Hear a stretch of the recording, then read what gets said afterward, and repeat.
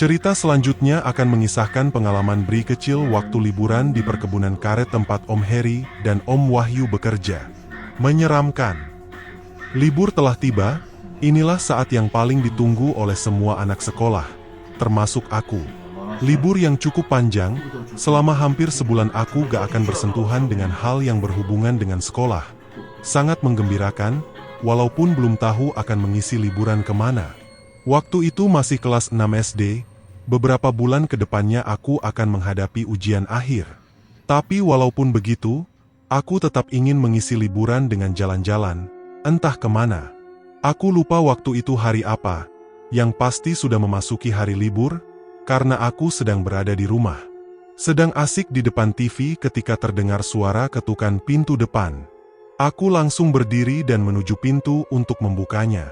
Kaget bercampur senang, karena ternyata ada tamu jauh yang datang tanpa pemberitahuan sebelumnya. Aku gembira ketika melihat salah satu sosok yang aku kagumi, berdiri di depan pintu. Om Heri. Setengah berteriak aku menyambutnya. Kaget ya lihat Om datang. Sambil tertawa Om Heri menyapa dengan pertanyaan. Kami langsung berpelukan. Selanjutnya, kami terlibat dalam perbincangan yang seru. Sudah cukup lama aku gak bertemu dengan Om Heri semenjak dia pindah bekerja ke daerah Sumatera. Sebelumnya aku hanya mendengar cerita dari bapak kalau Om Heri akhirnya mendapatkan pekerjaan yang lumayan bagus, kerja di perkebunan karet yang dimiliki oleh pemerintah. Hanya itu yang aku tahu. Om baru aja dari Jakarta Bri, ada pekerjaan yang harus diselesaikan di kantor pusat. Sudah lama gak ketemu kamu, makanya Om sempatkan mampir. Terus Om kapan berangkat lagi ke tempat kerja? Perkebunan karet itu kan Om? Tanya aku antusias. Mungkin lusa Om sudah harus kembali ke perkebunan. Kasihan teman Om sendirian mengurus pekerjaan. Tiba-tiba terlintas di pikiran sebuah ide yang cukup cemerlang. Aku berpikir untuk ikut Om Heri ke tempat kerjanya, perkebunan karet, untuk mengisi liburan. Aku pikir, daripada nanti pada akhirnya gak kemana-mana, ya lebih baik ikut Om Heri ke pedalaman Sumatera kan. Serius kamu mau ikut? Tanya Om Heri ketika aku melempar ide tersebut. Serius Om, kan aku juga lagi libur panjang. Boleh kan Om? Tolonglah Om. Aku menjawab sambil sedikit memelas. Ya sudah, kamu tanya bapak ibu dulu deh. Kalau mereka kasih izin lusa kita berangkat. Ah, senang sekali aku mendengar jawaban Om Heri. Singkatnya, ibu dan bapak akhirnya memberikan izin untuk aku ikut Om Heri. Tapi memang, orang tua gak pernah susah memberi izin untuk bepergian jauh. Sejak aku kecil.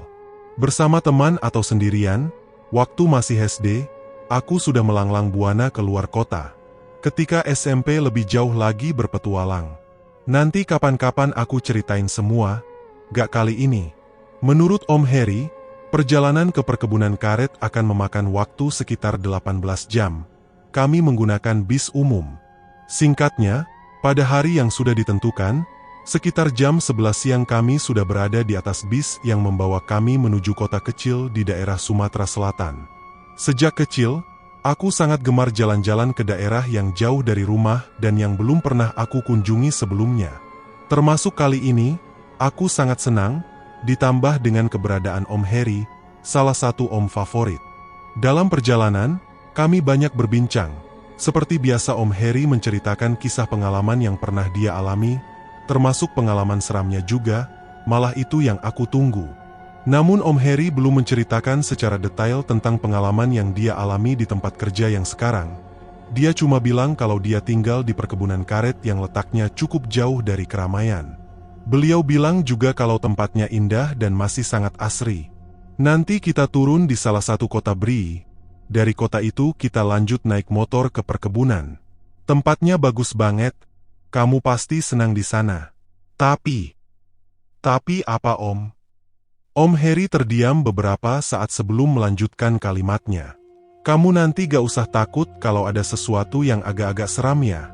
Gak usah takut, kan ada Om.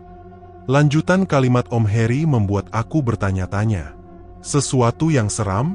Apa itu? Hantukah? Atau yang lain? Ah, apapun, Aku akan tenang kalau udah bersama Om Harry. Tapi tetap saja penasaran. Ada apa di perkebunan karet itu?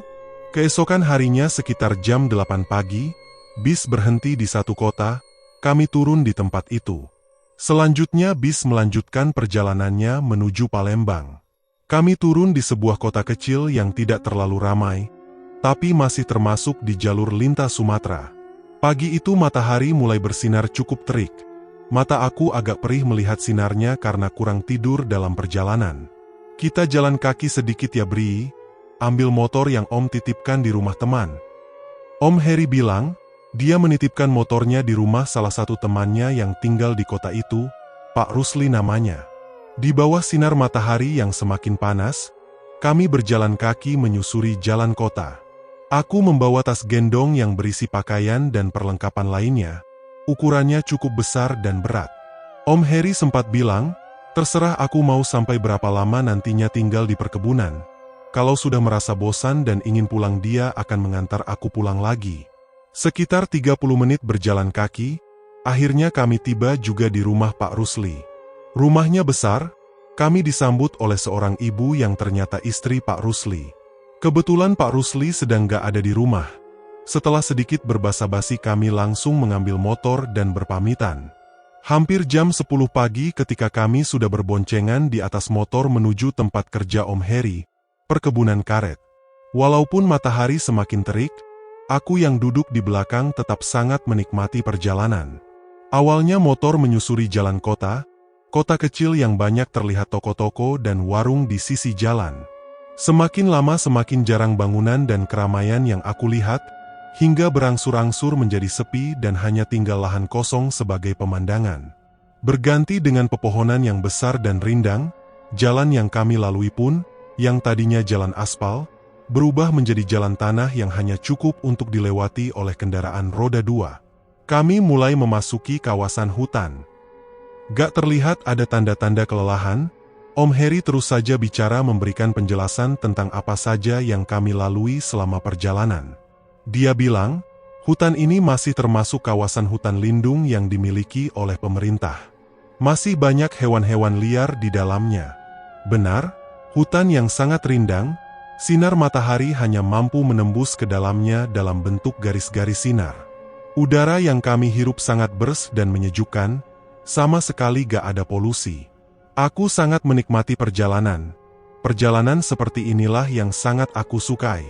Sekitar 30 menit kemudian, pepohonan besar dan rindang berganti dengan barisan pohon karet yang berjajar rapi. Kami mulai memasuki kawasan perkebunan karet. Ini sebagian wilayah perkebunan karet tempat Om kerja. Ini ujung baratnya, kita lanjut terus ke timur, sebentar lagi sampai rumah. Perkebunan yang sangat luas, sejauh mata memandang hanya terlihat barisan pepohonan karet yang menjulang. Barisannya membentuk terowongan yang sangat panjang, beralaskan rumput ilalang yang beragam tingginya. Gak bosan-bosan aku memandang sekitar. Perjalanan motor itu hanya sesekali berpapasan dengan motor lain yang berlawanan arah. Om Harry selalu bertegur sapa dengan mereka, sepertinya dia kenal dengan orang-orang itu. Bri, kita mampir ke tempat teman-teman Om yang sedang bekerja dulu ya. Sebentar aja kok. Iya Om. Jawab aku singkat. Kemudian motor berbelok arah ke kiri jalan, mulai menembus rumput ilalang yang tumbuh di sela-sela pohon karet. Matahari semakin meninggi, menandakan waktu sudah hampir tengah hari. Kemudian, dari kejauhan aku lihat ada beberapa orang yang berkumpul di sekitar pohon karet. Tapi setelah kami lebih dekat lagi ternyata jumlah orang yang ada di situ cukup banyak, sekitar 20 orang lebih. Om Harry menghentikan motor dan memarkirnya di dekat orang-orang itu, yang aku yakin kalau mereka adalah teman-teman pekerja Om Harry di perkebunan.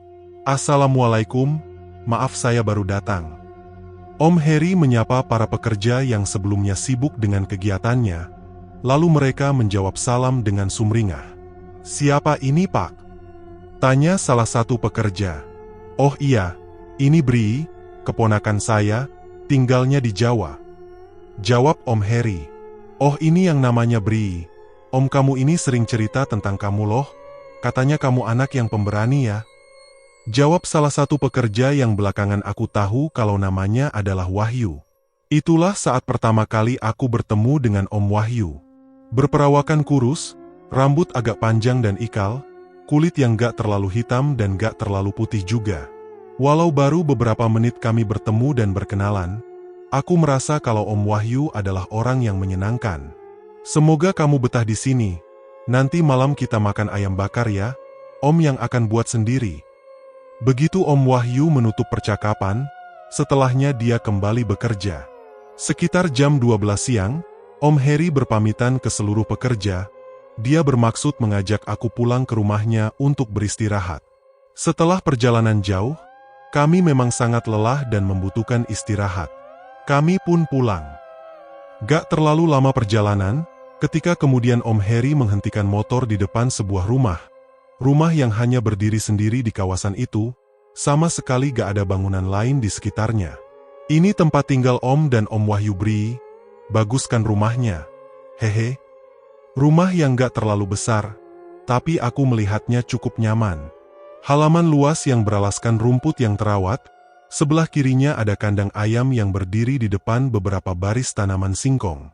Di belakang rumah, gak terlalu jauh, ada sungai yang jernih airnya. Nanti kita ke sana ya, kata Om Heri. Aku mengangguk-angguk saja mendengarkan. Setelah itu kami masuk ke dalam rumah. Om Heri menyuruh aku untuk meletakkan tas di kamar tengah.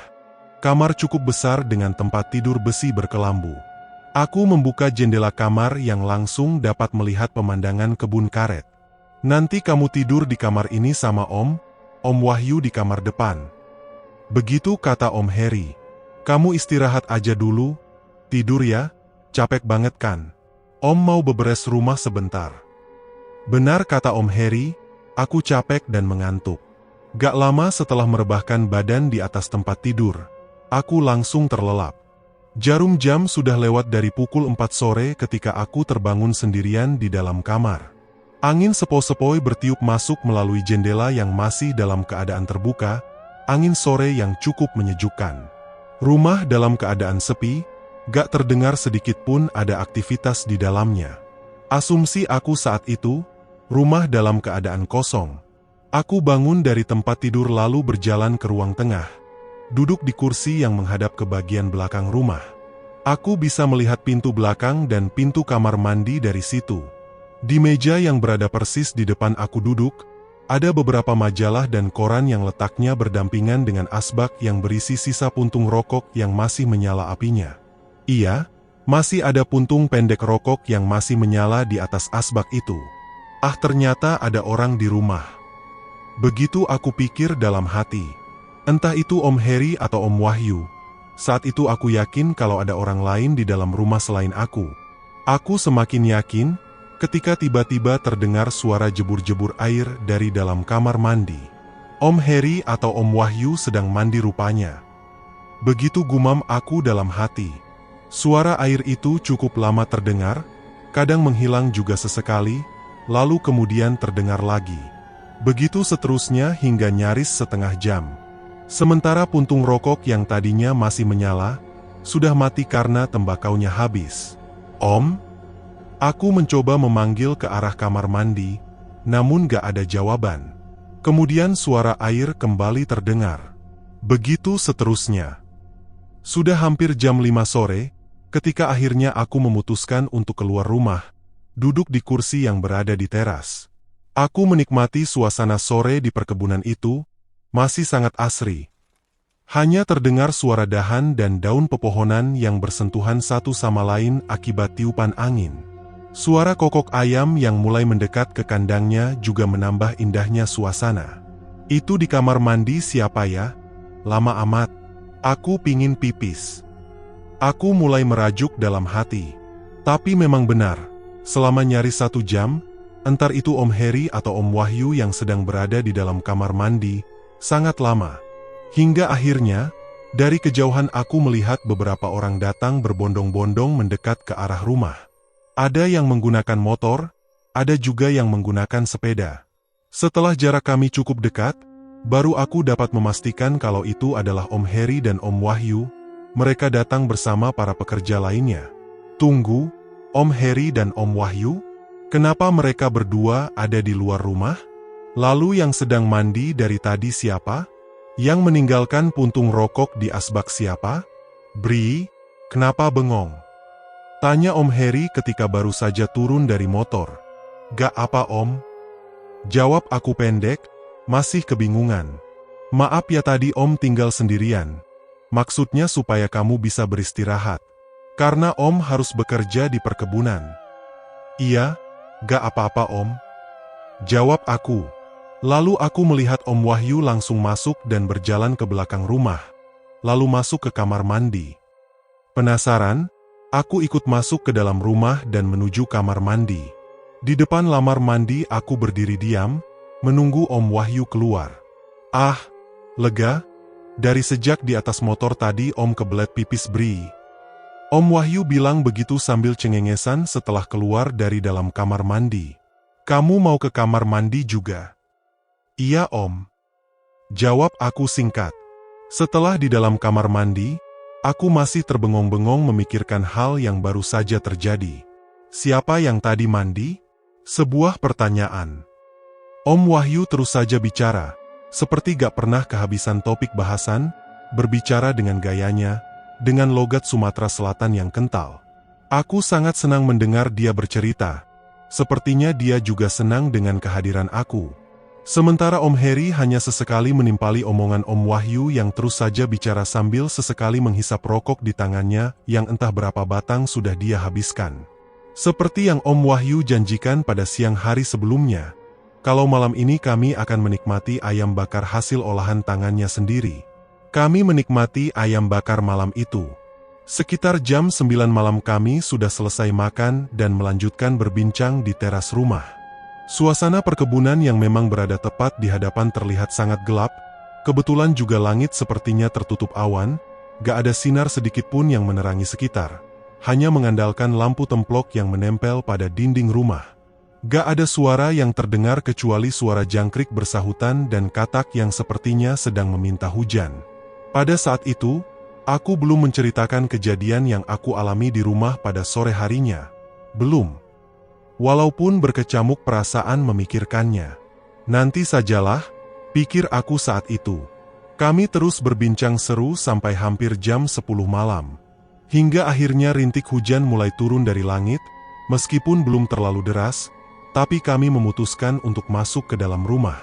Aku tidur bersama dengan Om Heri di kamar tengah, sementara Om Wahyu di kamar depan. Petromak di ruang tengah dibiarkan tetap menyala. Sementara di kamar hanya mengandalkan lampu templok kecil. Kalau kamu mau ke kamar mandi, bangunin Om ya Bri, jangan sendirian. Begitu Om Heri bilang. Iya Om.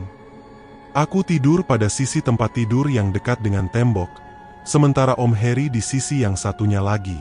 Kelambu menutupi seluruh bagian tempat tidur, karena malam itu memang nyamuk sedang banyak. Aku yang memang cukup lama tidur siang, belum merasakan kantuk sedikit pun ketika jam sudah menunjukkan pukul 11 malam. Sementara Om Heri sudah tidur sangat nyenyak. Aku hanya menghabiskan waktu dengan memperhatikan seluruh sudut kamar, sambil mendengarkan suara rintik hujan yang terdengar dari luar. Melamun gak jelas. Jam 12 malam, aku masih saja terjaga tanpa merasakan kantuk sedikit pun. Hujan sudah berhenti. Suara alam berganti dengan suara singgungan dahan dan daun pepohonan yang tertiup angin. Selain itu gak ada suara lain, agak mengerikan. Jam 12:30 malam. Angin berhenti bertiup, suasana menjadi sangat hening dan sepi. Gak ada suara sedikit pun. Hingga pada akhirnya terdengar dari kejauhan suara lolongan panjang anjing hutan. Sebelumnya aku belum pernah mendengar suara lolongan anjing seperti itu. Baru pada saat itulah aku mendengarnya. Perasaan mulai gak enak ketika lolongan itu semakin sering terdengar dan semakin dekat, menambah seram suasana. Keadaan itu membuat aku semakin gak bisa memejamkan mata. Srek, srek, srek. Tiba-tiba muncul suara seperti ada orang yang sedang menyapu dengan sapu lidi. Suaranya terdengar bersumber dari sebelah kanan rumah, gak jauh dari jendela kamar. Siapa yang menyapu malam-malam begini? Om Wahyu kah? Sepertinya gak mungkin, ngapain dia nyapu malam-malam begini? Banyak pertanyaan di dalam kepala. Aku mulai ketakutan ketika sayup-sayup terdengar suara cekikikan perempuan dari luar jendela. Suaranya sangat dekat. Aku semakin ketakutan. Itu siapa? Aku masih belum berniat untuk membangunkan Om Harry yang masih saja tertidur pulas. Cukup lama, perempuan itu menyapu dengan sapu lidinya, ditambah dengan sesekali tertawa cekikikan menyertai aktivitasnya. Untunglah, beberapa saat kemudian suara menyapu dan tawa itu menghilang dengan sendirinya. Aku menjadi sedikit tenang, walaupun masih ada perasaan was-was. Tapi tetap saja, aku masih belum juga merasakan kantuk. Kembali aku melamun di tengah keheningan malam itu. Hingga tiba-tiba, pintu kamar mendadak terbuka dengan sendirinya. Aku kaget, langsung mengarahkan pandangan ke pintu. Pintu benar terbuka, gak terbuka lebar, hanya sejengkal celah kecil. Tapi dari celah kecil itu aku dapat melihat keadaan ruang tengah.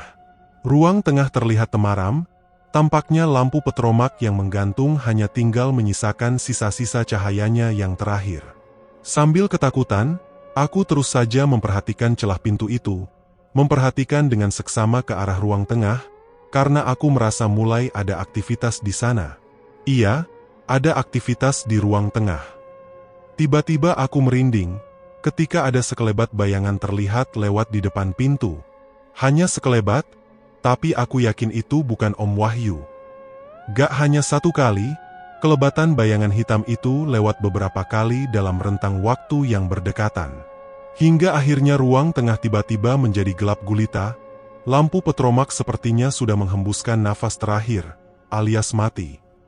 Aku langsung mengalihkan pandangan ke arah lain, gak berani memandang celah pintu itu lagi.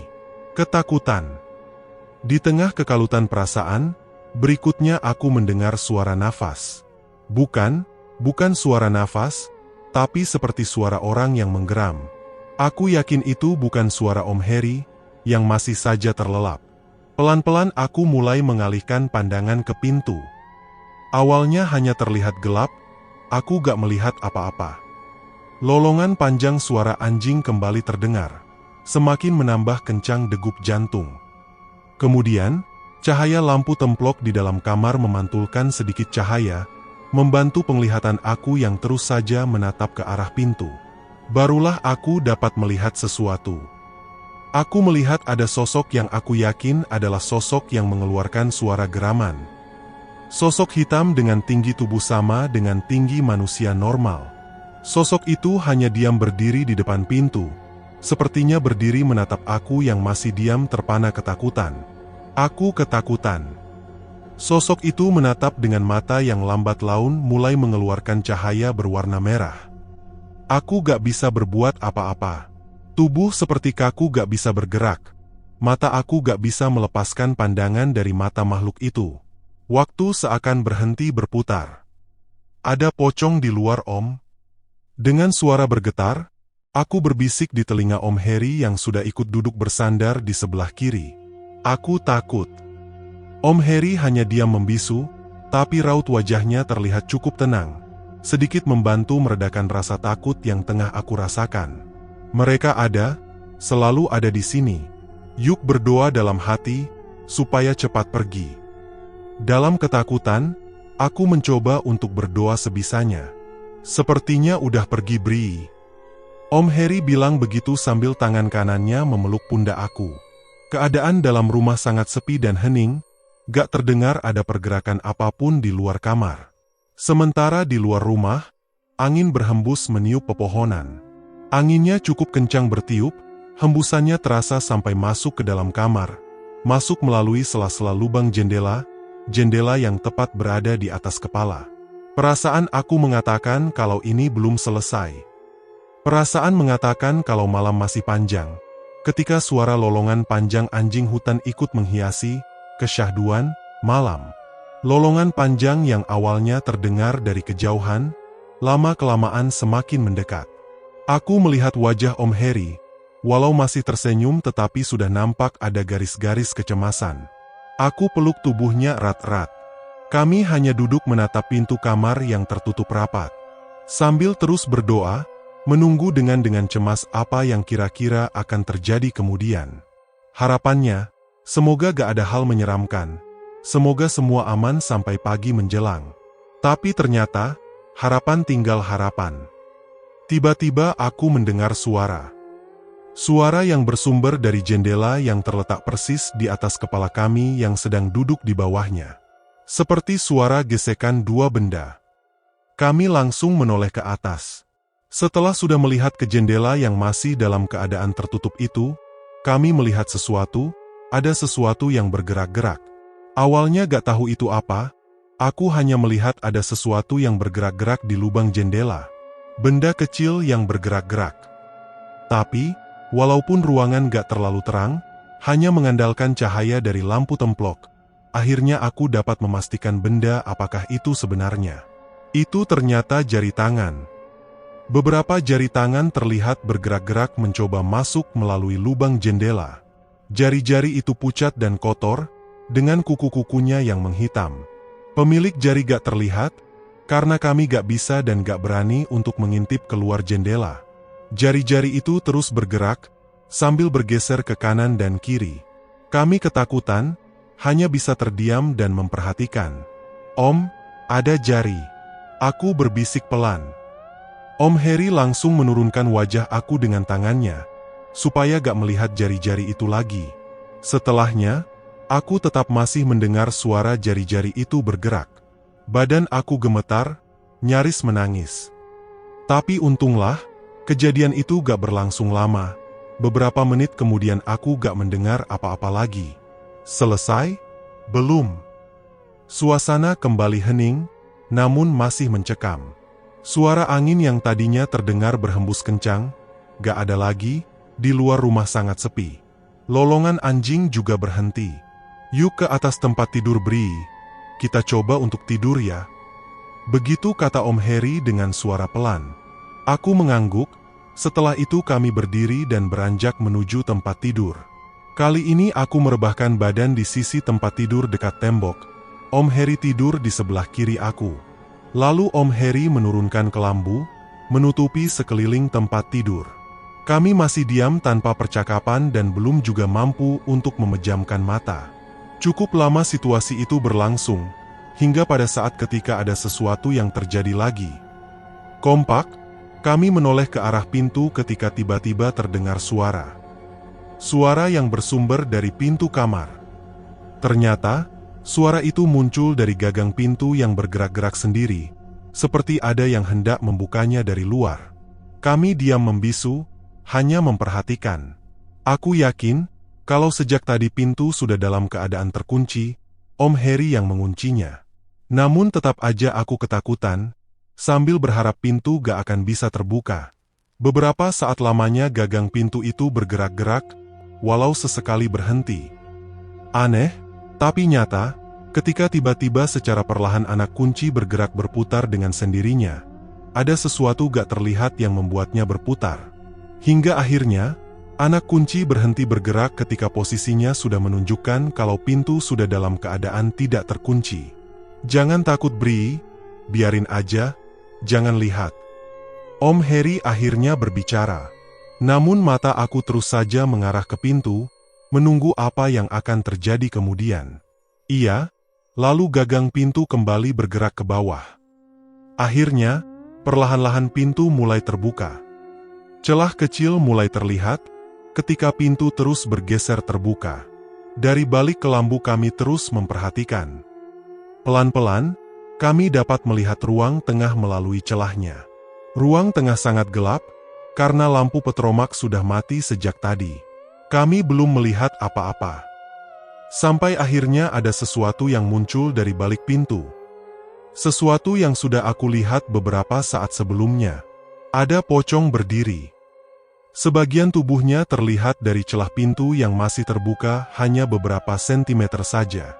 Aku terdiam seperti terhipnotis. Aku lihat Om Harry juga begitu, dia masih diam membisu. Sementara pocong itu masih saja berdiri di depan pintu. Kemudian pintu bergerak lagi, bergerak menjadi semakin terbuka lebar secara perlahan. Sebagian besar tubuh pocong itu menjadi terlihat ketika pintu sudah nyaris terbuka penuh. Kemudian pocong itu bergerak. Bergerak masuk ke dalam kamar. Lalu berhenti dan berdiri tepat di sebelah tempat tidur. Hanya kelambu tipis tembus pandang yang membatasi jarak kami. Jantung seperti berhenti berdegup, keringat dingin mulai mengucur. Aku gemetar ketakutan. Tiba-tiba Om Heri bangun dari posisi tidurnya dan duduk di samping tempat tidur. "Jangan lihat dia, Bri. Kamu merem aja." Aku menuruti omongannya. Aku memejamkan mata sambil menutupi wajah dengan kedua tangan. "Tolong jangan ganggu, pergi dari sini." Aku dengar Om Heri berbicara dengan pelan, suaranya bergetar. Setelah itu, dengan suara pelan aku mendengar dia membaca doa dan ayat-ayat suci. Cukup lama mendengar Om Heri melakukan itu, hingga pada akhirnya aku mendengar kalau dia seperti bangkit dari duduknya. Kemudian terdengar suara pintu yang tertutup. Aku membuka mata, lalu melihat Om Heri sedang mengunci pintu. Kali ini dia mencabut anak kunci. Pocongnya sudah gak ada. "Bri, bangun, yuk sholat subuh dulu." Ah, alhamdulillah, ternyata sudah subuh. Aku langsung beranjak ke kamar mandi untuk berwudhu. Suara motor terdengar dari kejauhan ketika aku dan Om Heri sedang duduk di teras rumah. Jam sudah menunjukkan hampir di pukul 7 pagi. Ternyata Om Wahyu yang datang dengan mengendarai motor. "Wah, kok sarapannya cuma teh aja, Bri?" Cengengesan Om Wahyu menyapa aku setelah turun dari motornya. Kemudian dia masuk ke dalam rumah dan menyiapkan sarapan. Seperti hari-hari sebelumnya, suasana pagi di perkebunan karet itu cukup indah dan menenangkan. Sangat berbeda dengan situasinya pada malam hari. Embun pagi menutupi nyaris seluruh perkebunan, sinar matahari perlahan menembus masuk melalui sela-sela pohon. Indah. Masih di teras rumah, kami menikmati nasi goreng kilat buatan Om Wahyu sambil berbincang panjang lebar disertai gelak tawa. Seperti gak pernah ada kejadian menyeramkan pada malam sebelumnya, kami belum membahasnya. Gak lama setelah itu, satu persatu pekerja perkebunan mulai berdatangan. Kemudian mereka bersama Om Heri dan Om Wahyu melaksanakan rutinitas pekerjaannya. Aku gimana? Tinggal di rumah? Gak mau, gak berani. Aku mengikuti kegiatan mereka sampai selesai. Di sela-sela pekerjaan, Om Wahyu sesekali mengajak aku berbincang. Dia bertanya tentang situasi rumah semalam ketika dia gak ada. Aku ceritakan semuanya. "Itulah, Bri, sebenarnya kami gak mau cerita, tapi akhirnya kamu merasakan juga kan. Semoga kamu gak kapok main ke sini ya." Begitu kata Om Wahyu. "Kapok? Tentu saja aku kapok. Aku akan berpikir 1000 kali untuk berlibur di tempat ini lagi. Sebenarnya aku udah pingin pulang, tapi gak berani bilang. Gak enak, pasti merepotkan, karena Om Heri tentu saja harus mengantar aku nantinya. Ya sudah, aku cuma bisa pasrah, menunggu sampai hari Minggu untuk bisa pulang." Sebenarnya, mengesampingkan makhluk-makhluk menyeramkan yang selalu datang, perkebunan ini tergolong indah. Aku suka dan menikmati. Suasananya tenang dan udaranya masih segar, karena memang letaknya di tengah-tengah hutan. Keadaan yang cukup susah aku dapatkan di kampung halaman. Tapi ya itu tadi, banyak kejadian seram ketika malam datang. Sore menjelang. Kami bersama para pekerja lainnya sudah dalam perjalanan pulang. Ada yang menggunakan motor, ada juga yang mengendarai sepeda. Sesampainya di rumah mereka berkumpul di teras, berbincang sambil membereskan perlengkapan dan peralatan. Sementara aku langsung masuk duluan ke rumah, merebahkan tubuh di kursi panjang ruang tengah. Capek. Aku melamun sambil menikmati pemandangan di luar jendela. Hari yang tadinya terang berangsur mulai menjadi gelap. Dari kursi panjang itu, posisi aku membelakangi teras rumah, tempat di mana Om Heri dan lainnya sedang berbincang. Menghadap ke dapur dan kamar mandi, aku jadi dapat melihat langsung ke arah bagian belakang rumah itu. Belum ada yang menyalakan lampu dan ditambah sudah menjelang malam, isi rumah menjadi agak temaram, apalagi bagian belakangnya. Di antara pintu kamar mandi dan dapur, ada pintu kayu yang langsung menuju keluar. Nah, di tengah-tengah lamunan, aku terkesiap. Aku melihat sesuatu. Ada bayangan hitam yang berkelebat keluar dari dalam kamar mandi kemudian masuk ke dapur. Hanya sekelebat, tapi aku yakin kalau itu benar terjadi. Apa itu yang baru aja lewat? Begitu gumam aku dalam hati. Selanjutnya aku berpikir kalau itu hanya bayangan biasa, karena orang-orang di luar hilir mudik di depan pintu, mungkin itu bayangan mereka. Aku lanjut menatap jendela, menikmati pemandangan di luar. Tapi beberapa saat kemudian, tiba-tiba dari sudut mata, terlihat bayangan itu lagi. Kali ini gak hanya sekelebat, tapi bayangan itu diam berdiri tepat di depan pintu belakang. Aku belum berani melihatnya langsung, mata masih menghadap ke jendela, posisi tubuh masih rebah berbaring. Tapi akhirnya, yang awalnya hanya berani melirik, aku nekat melihatnya langsung. Benar, ada bayangan hitam berdiri, sosoknya seperti laki-laki, tinggi besar, hampir setinggi pintu rumah. Aku masih terdiam terkesima memperhatikan. Gak bisa melihat jelas wajahnya, aku hanya mampu sampai melihat bentuk sosoknya. Perlahan bangkit dari posisi berbaring, aku berniat untuk lari ke teras depan. Mata masih terus menatap ke bayangan hitam itu, takut tiba-tiba dia bergerak mendekat dengan cepat. "Bri, belum mandi kamu? Mandi dulu sana." Suara Om Wahyu yang tiba-tiba muncul dari balik pintu depan mengagetkan aku. "Belum Om, nanti aja, tanggung," jawab aku pendek. Ketika aku melirik lagi ke pintu belakang, bayangan hitam itu udah gak ada, udah menghilang. Malam pun tiba. Karena di luar gerimis, gak seperti malam sebelumnya, kali ini kami hanya duduk bertiga di ruang tengah, sambil menikmati makan malam yang disiapkan oleh Chef Wahyu. Perbincangan gak ada membahas sedikit pun tentang kejadian semalam. Kedua om tampaknya seperti menjaga supaya aku gak trauma dan ketakutan. Gak ada pembicaraan tentang itu sama sekali. Kami hanya berbincang tentang hal yang menyenangkan. Seperti itulah kira-kira. Perbincangan kami ditambah dengan canda tawa, memecah sunyinya malam. Sementara di luar, hujan turun semakin deras, sesekali suara petir terdengar satu persatu. Sudah jam 10 malam, perbincangan belum juga ada tanda-tanda akan selesai. Padahal aku udah ngantuk, akibat kurang tidur pada malam sebelumnya. "Udah ngantuk Bri, kamu tidur duluan sana." "Iya Om, aku tidur duluan ya." Begitu aku bilang ke Om Heri. Setelahnya, aku beranjak masuk ke dalam kamar, mencoba untuk tidur. Om Heri dan Om Wahyu masih lanjut berbincang. Karena memang sudah lelah dan ngantuk berat, aku langsung gak sadarkan diri, terlelap. Entah waktu itu sudah jam berapa, tiba-tiba aku terjaga, yang pasti hari masih malam. Seperti biasa, sekeliling tempat tidur tertutup kelambu. Dalam kamar penerangannya temaram, cahaya hanya bersumber dari lampu templok di sudut ruangan. Aku tidur di sisi kiri tempat tidur. Setelah menoleh ke sebelah kanan, Om Heri tidur di sisi lainnya, sisi dekat tembok.